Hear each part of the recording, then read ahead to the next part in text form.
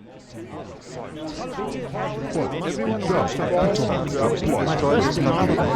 there is nothing left. People are dying.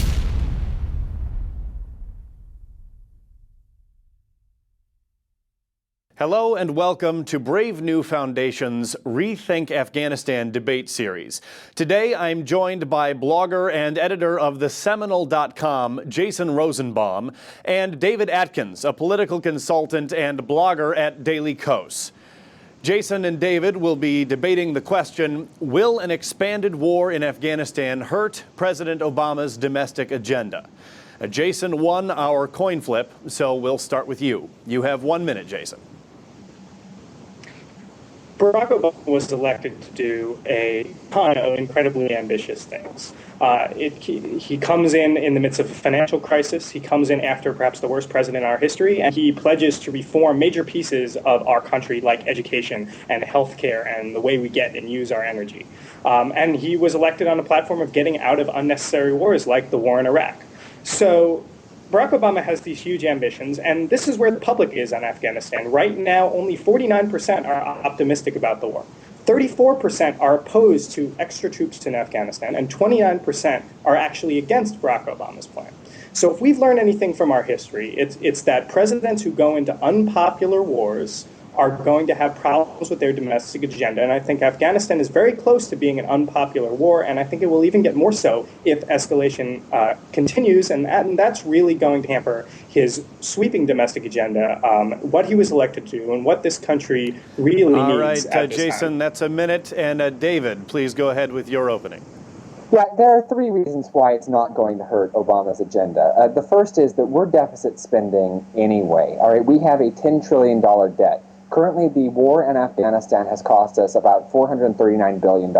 We escalate that, it's going to be a couple hundred to 300 billion above that before we win this thing, and that's not going to make a huge difference when we're talking a $10 trillion debt.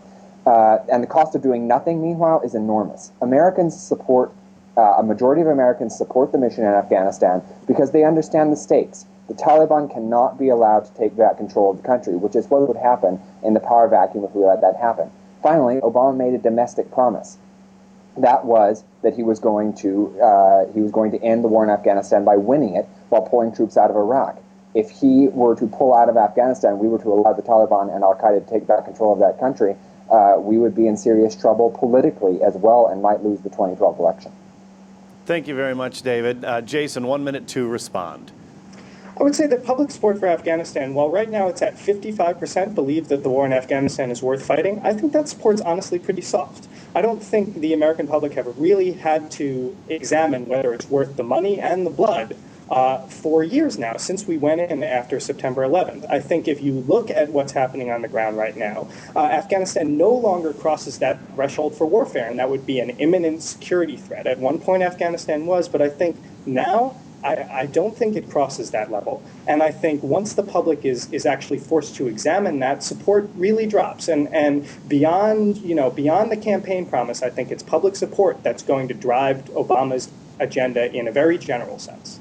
And if Obama loses support over an expensive and perceived as a war that's not worth fighting, I think he loses a lot of momentum for that domestic agenda, which frankly is much more important to me and I think most of America. Thanks very much, Jason. David, your response to that, please.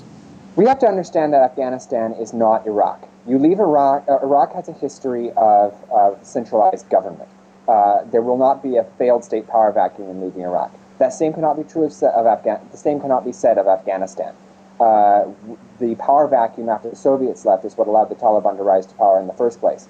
The Taliban are an unacceptable outcome. Taliban control of Afghanistan is simply an unacceptable outcome. For terrorist reasons, for human rights reasons, for a huge number of reasons. And the American people understand that. The American people will not be happy with a president who allows the Taliban to retake control of Afghanistan. That's why you have the public support that you have for it now. And yes, the war may become a little more unpopular if more coalition soldiers die, and that's as it should be. But I think the mission, the importance of the mission is very clear, and we will be back in Afghanistan if we let the Taliban take control of the country again, which is what will happen in the power vacuum of our leaving. All right, thank you very much, David. Let's go to Jason, your 30-second summary, please. I would say the fact that the Taliban would regain control, I don't think that's necessarily true, nor is it necessarily bad. There was a report released by the Carnegie Endowment that outlined how we could strategically keep ourselves safe, even with the Taliban in control. But beyond that, I think at some point we're going to have to choose between guns and butter. And I would hope we choose butter, because I think what Obama has going domestically is much more important than what may or may not happen in Afghanistan. And David, your 30-second conclusion.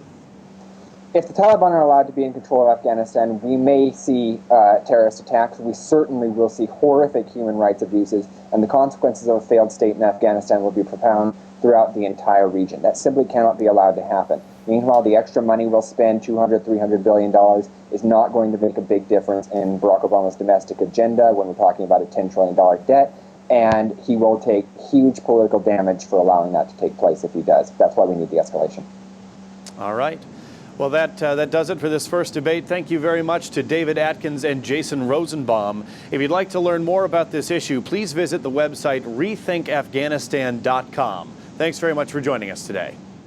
Tell us who won this debate. Vote at rethinkafghanistan.com.